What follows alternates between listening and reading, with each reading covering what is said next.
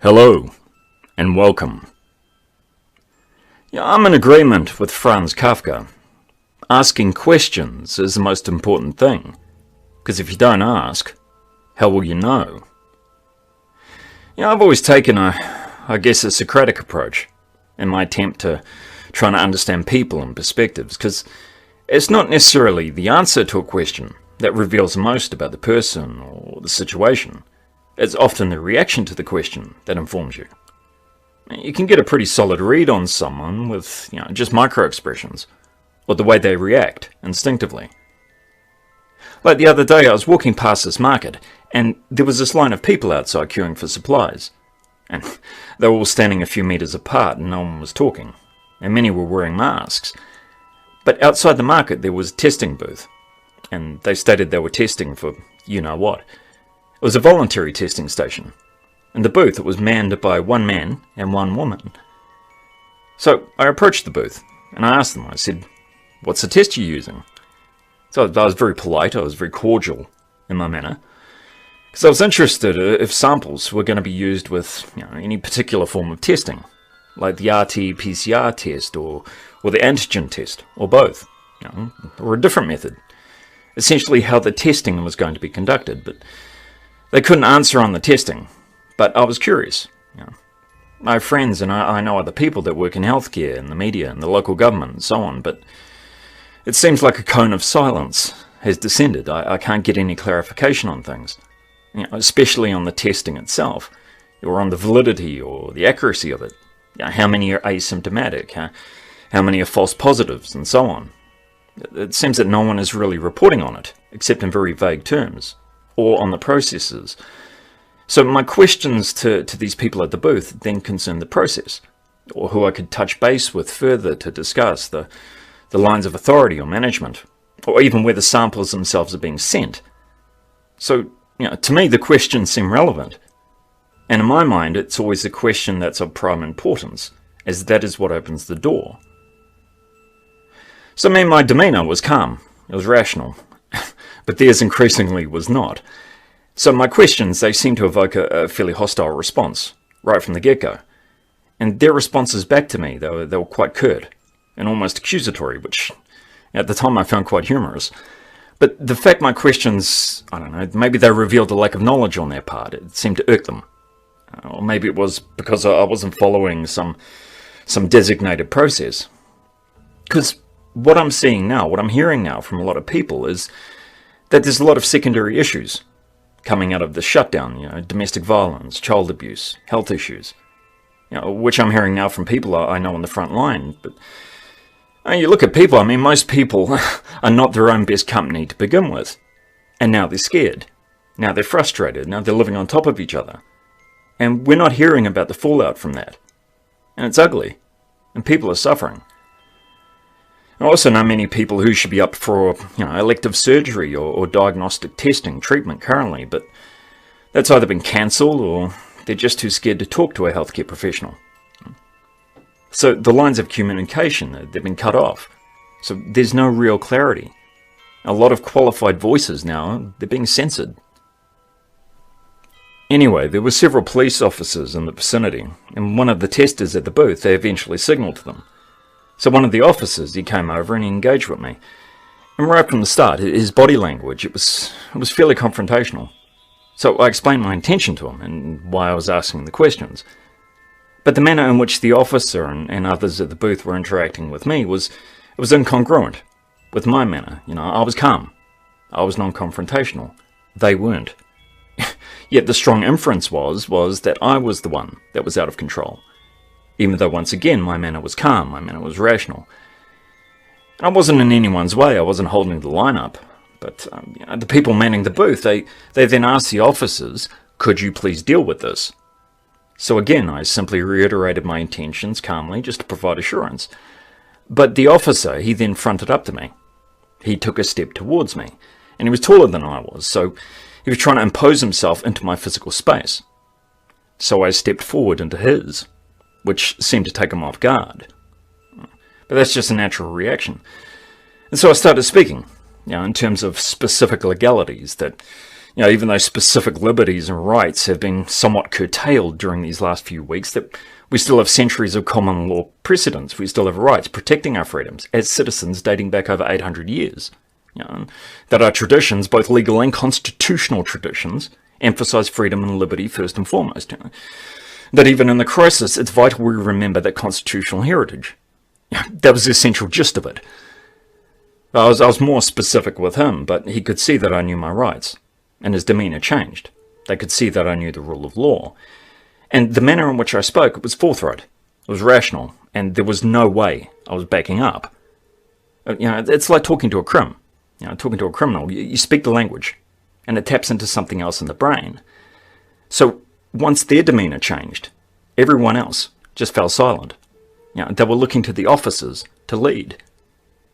It's not the first time I've been in a similar situation with authority and with hostile people. I've often found that the words, they can neutralise a potential threat better than violence or anger ever can.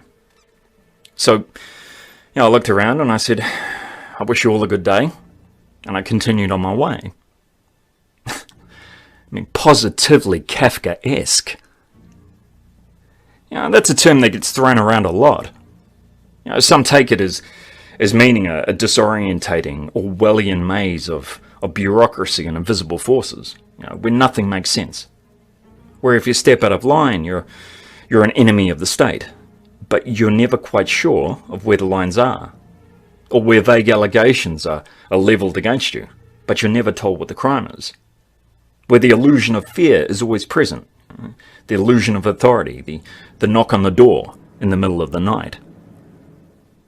Franz Kafka, he said it right, that if a man has his eyes bound, you can encourage him as much as you like to stare through the bandage, but he'll never see anything. Kafka is one of my favourite writers. In Kafka's novel The Trial, the character of Joseph K. He wakes up one morning to a couple of policemen in his room. He gets charged with a crime, but he's never told what the crime is, and then he's put on trial. And other people, they suffer because of the decisions that Joseph makes and because of the questions that he asks, even though he is acting rationally and logically in the face of something quite surreal and incomprehensible. So it plays out like a living nightmare. And in order for Joseph K. to cope with the situation, he convinces himself that there must be a process, and that he just can't see it. So he tries to work within the process, but it's an endless maze, where the unseen goalposts just keep shifting. Joseph K., he does himself no favours by trying to work within the system. By trying to act in a logical manner within this nightmare, it only aggravates the situation. By swimming with the tide, he's only inviting more pain and injustice to be visited upon him. So he makes the mistake of starting with what is acceptable, rather than what is right. And Joseph K., he's told during the trial that you don't need to accept everything as true, you only have to accept it as necessary. And Joseph replies, well, that's a depressing view. The lie has now been made into the rule of the world. Kafka's work, it was always a deep dive into the experience of alienation, and he also had a great knack at holding a mirror up to the reader. And more than anything, his writings were a critique on the individual. A common theme often being the consequences of man's failure to act, but also his complicity in his own suffering. As Kafka said, if the book we are reading does not wake us as with a fist hammering on our skull, why then do we read it? Because most people live in fear. All they care about is making the present moment tolerable. As long as you're okay in the here and now, then they're willing to compromise. They'll compromise their freedoms, their privacy, their dignity. They don't stop to think about tomorrow. And I've known many men who have suffered great trauma. At their core is a vacuum. It's like a bottomless void. And these men are terrified of facing it. So they're caught between worlds. They want to escape the past. And they also fear the future, which makes the present unbearable. Now, they're also bringing the past with them into the present, which then determines their future. So it's no different to an addict. So they do whatever it takes to escape it, to escape the pain, drugs, violent crime, self-harming. Yeah, and most people are the same. They try to fill the void inside them with the things they buy, or likes on social media, or chasing dopamine highs. All it does is make the individual emptier than before. So there is no meaning or purpose to their lives other than making the present bearable. So we've lost perspective. We've lost touch with what is meaningful to us. But I've seen it, oftentimes, that the more a person tries to escape pain, the more pain it creates. And Kafka said, you can hold yourself back from the sufferings of the world, but perhaps this holding back is the one suffering you could avoid. In Kafka's Metamorphosis, Gregor Samsa, he wakes one morning to find he's transformed into a giant insect. Gregor, he's a travelling salesman. He lives with his parents and with his sister. He provides for all of them with his job, because the family, they're saddled with debt from the father's collapsed business, and it's up to Gregor to bring home the bacon. And when Gregor wakes up, he's initially shocked by the fact that he's turned into a giant insect, but rather hilariously, he's more worried about missing the train and being late for work than the fact he's now a giant bug. Because he sees his worth as just being solely defined by his job and by his role as breadwinner for the family, for a family that does not value him. And when his family find out about his transformation, they confine Gregor to his room. They don't want to know him.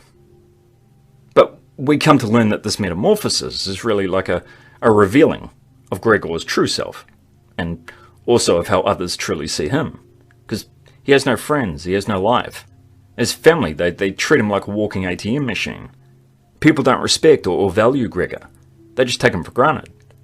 And he hates his job, and he's disrespected at work. And now that he's transformed, the mask has fallen. And his family, they now treat him with open contempt. They ignore him. They just feed him scraps. But instead of feeling resentment towards them, he initially feels shame. Shame that he can't provide for his family anymore. Because he sees himself now as a burden to the family, as do they. And he can't speak, he can't taste food, and he no longer has any freedom or connection to anyone. So he finally dies, either of starvation or by suicide. And he sees it as doing a favour for his family. So the reader, they can't help but feel compassion for Gregor. He's always been very hard on himself. He tells himself if he dies that no one will care and that he's worthless. And the way his family treat him, it's inhuman. Kafka said, one of the first signs of the beginning of understanding is the wish to die. Of course, death can take on many meanings. Now, most people, they're asleep at the wheel. It's like they're driving in reverse. And they're convinced that they're in control of the vehicle, but they're not. Experience equals perspective.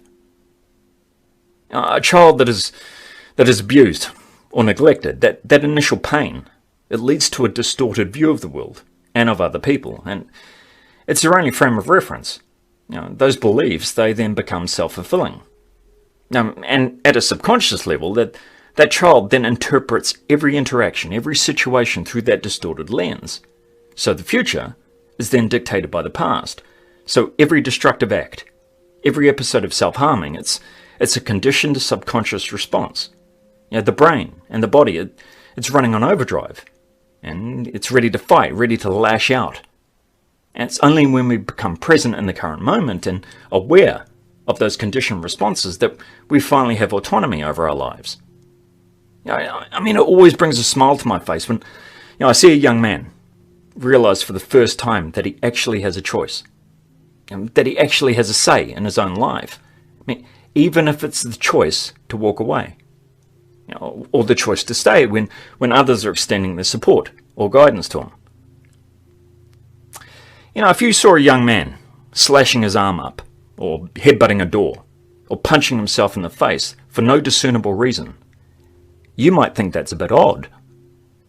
It's self-harming. But it was at one point in that young man's life a survival mechanism, a means of coping with trauma. Because he didn't have any other means of self-soothing, of escape. And when he experienced this trauma as a child, he went into shutdown mode. No emotion. He went numb. But that is a carryover effect. He stays numb. But as men, we need to be able to identify certain emotions in order to identify what is harmful and what is not. We need to be able to identify stress. Need to be able to express when things feel unsafe, so we can maintain healthy boundaries. And also figure out if the reaction we are having in the current moment is appropriate, or is it a reaction from something in the past. Because I've lost count of the number of times I've asked a man why he acted out violently in the moment. Their response is typically a confused shrug. They have no idea. Well, sometimes they'll say it, but they're so embarrassed to decide the reason. He looked at me funny. He was giving me the evils, bro. So it comes down to dysregulation, the body and the mind. So perception, it gets distorted. And he sees disrespect where there is none. He sees danger or risk in everyday situations. But a man needs to be able to separate and identify things, like the importance of his own needs. Because men are far too willing to compromise their needs and their time, their labour, or their integrity to satisfy other people, or just so they can get a pat on their head for being a good little utility. But we're playing with fire, because the boy we abuse and neglect today will not be the same man tomorrow. And I've seen it. When men suffer, we all pay the price. And Kafka said about love. He said, "You are the knife I turn inside myself. That, my dear, is love." But there's a recipe. There's a recipe to making a man break. I've seen it in high-stress environments.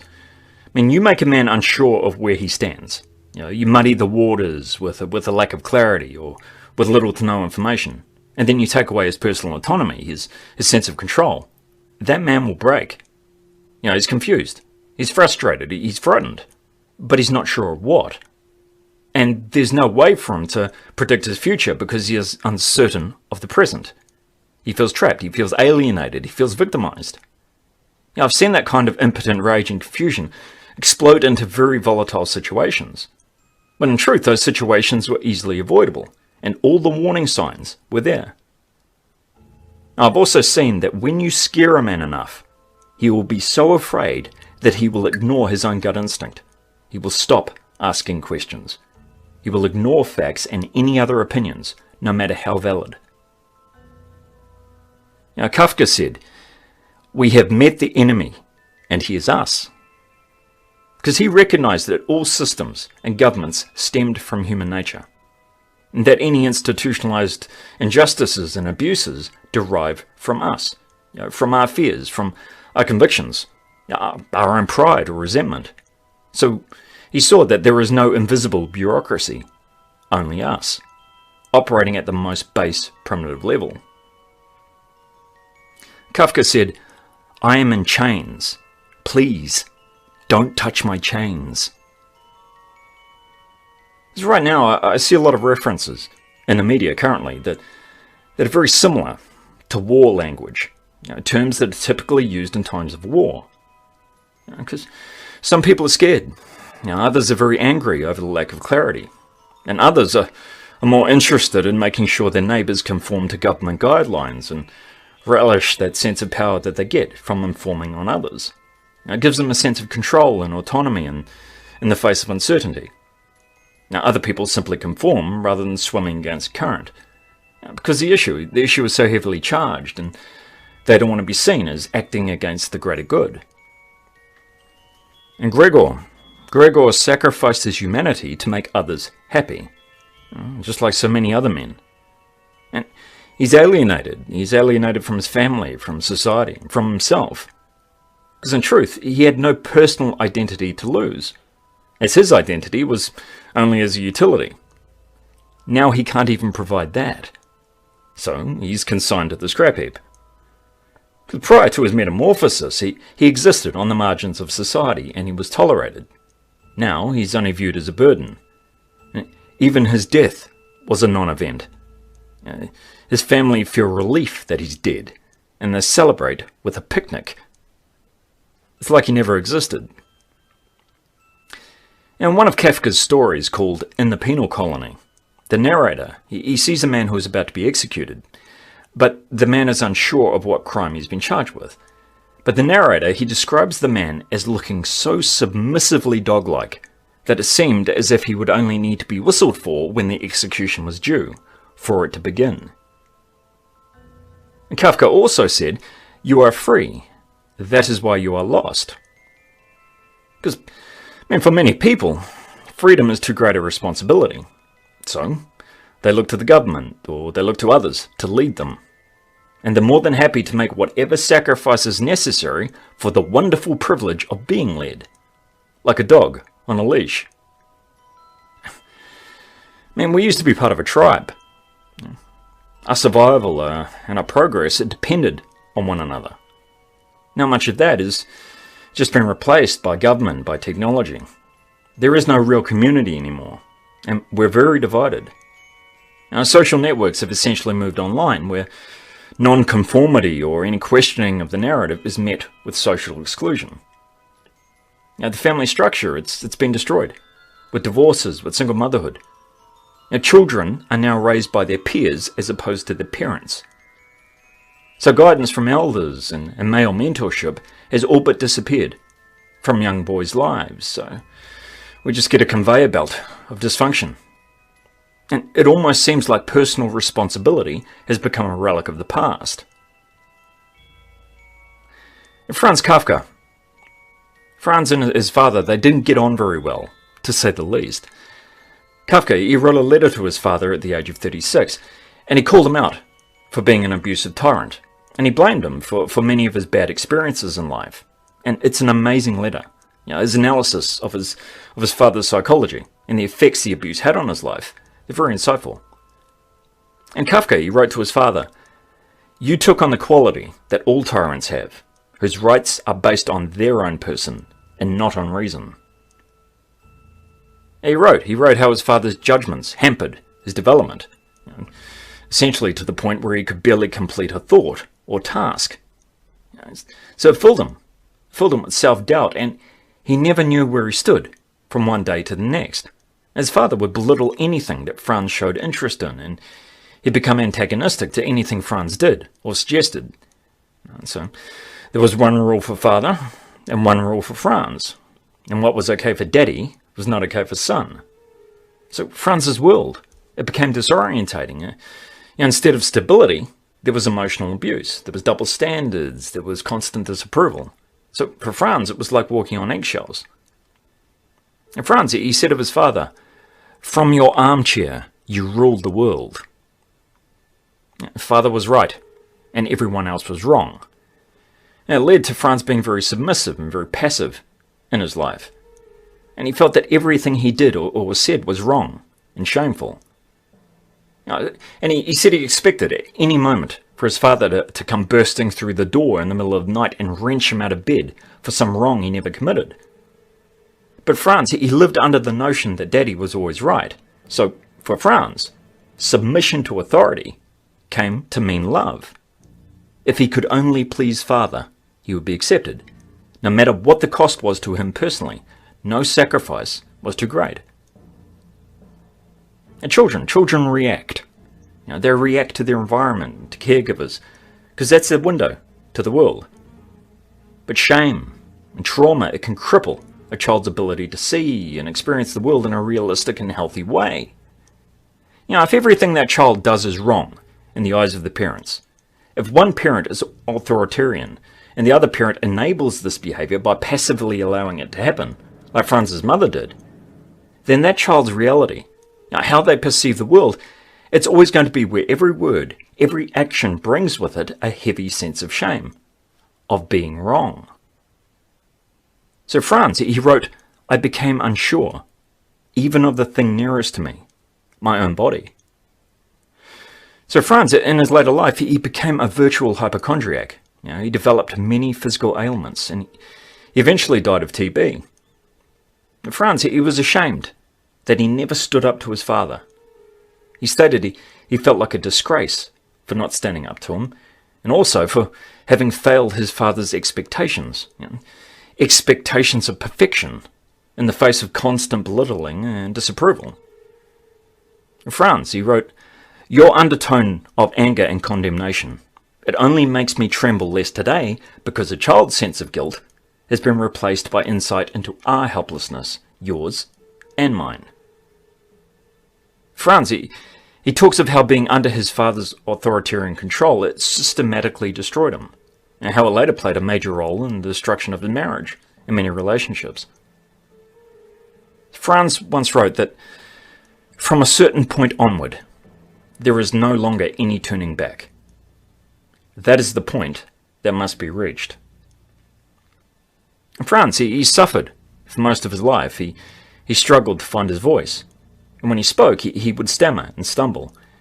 And he found it very difficult to voice his needs and define his boundaries, so people took advantage of his passive nature. But through writing, he found his voice. And in his later years, he came to understand who he was and what he wouldn't compromise on. He came to realize that what he feared were illusions. The illusion of fear, the illusion of authority. And that compassionate curiosity and asking questions, as opposed to just blind compliance, that they were the most important things.